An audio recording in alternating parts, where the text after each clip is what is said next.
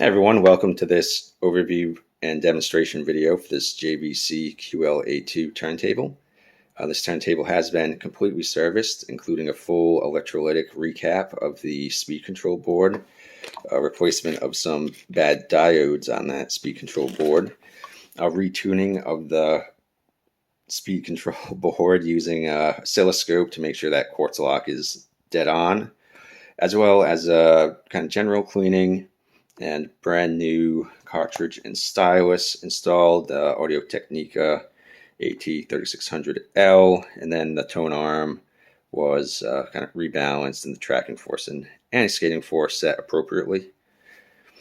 So for a close-up look, this turntable is in near perfect condition.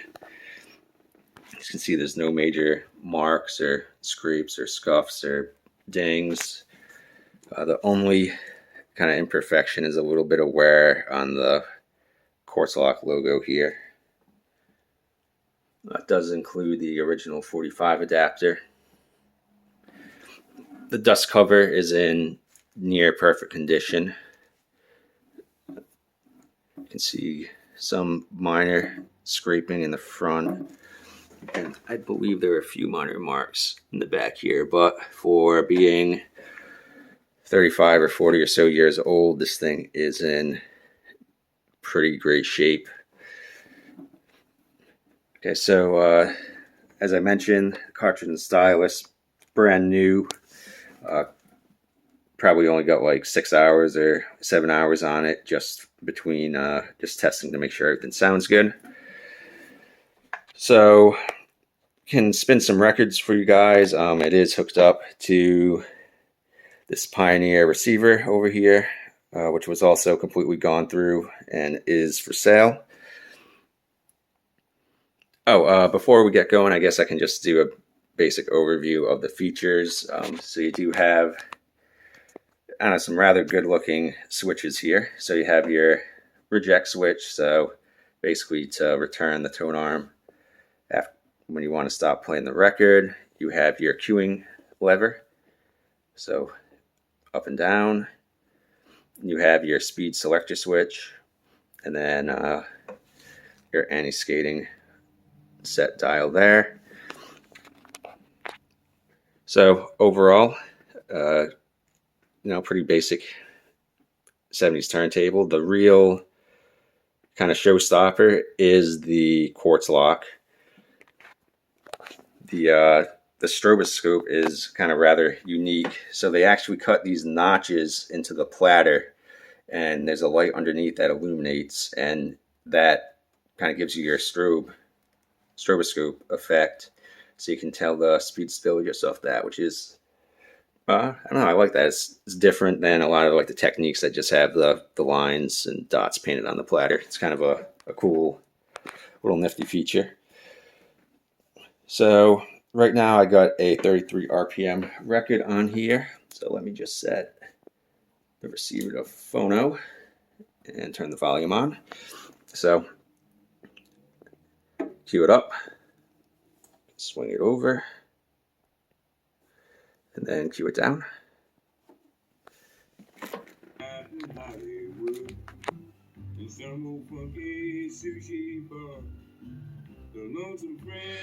So as you can see, that's what I was talking about there, that how those notches in the platter kind of make the stroboscope.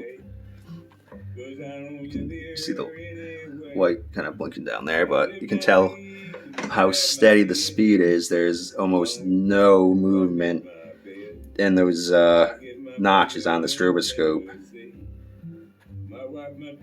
So I did, after the oscilloscope, I just kind of threw a cheap free app, I forgot, some RPM measuring app, and the speed stability was pretty much as low as the app could measure.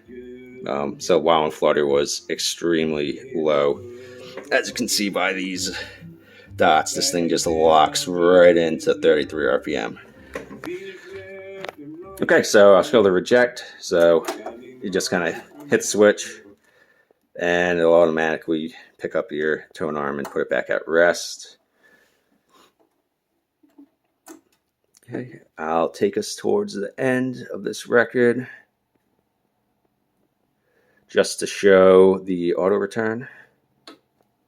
So drop us in the run out groove.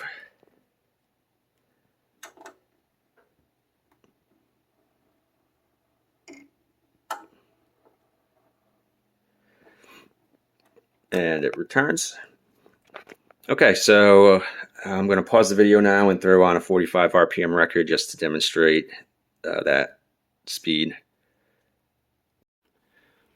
Okay, so I do have my 45 RPM record on here, so all you got to do to switch to speed is turn the switch.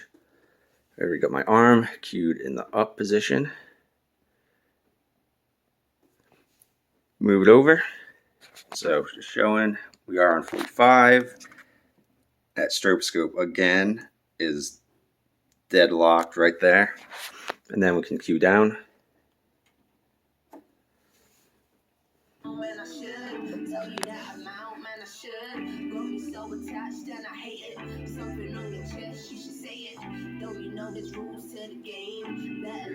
Okay, and I guess as this is playing, I wanted to do a bit of a deeper dive into kind of the work done inside.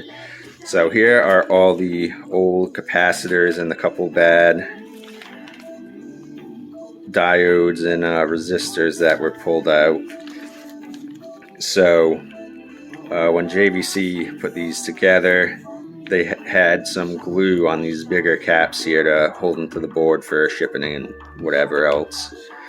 Keep them on when they're put together, maybe. But that glue, either the caps leaked and reacted with the glue, or the glue itself went corrosive over time. And they were pretty liberal applying that glue. And as you can see, that diode there, like the glue really ate away at some of the parts. So before I replaced or put the new caps and parts in there, I cleaned all that glue off the board just to make sure that any of the new parts in there won't kind of meet the same fate as some of these guys did. So this thing is ready to go for a long time. The mechanism on this turntable is pretty simple. There's not a whole lot that can go wrong with it, so this thing is kind of good to go for probably another 20 or 30 years before it. Maybe it would need another recap or something.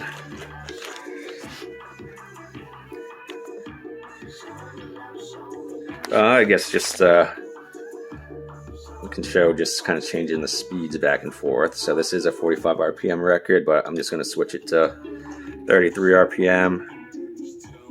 So you can see slows down, locks back in, and then when we go back to 45, speeds up, locks back in. So this really is a great sounding, great performing turntable. Be great for a second or third turntable if you're kind of looking to upgrade, or a great first turntable if you'd like to jump head in and start off with something solid. Okay, so I think that's about all I have today. So thanks everyone for watching, and if you have any questions, as always, feel free to reach out.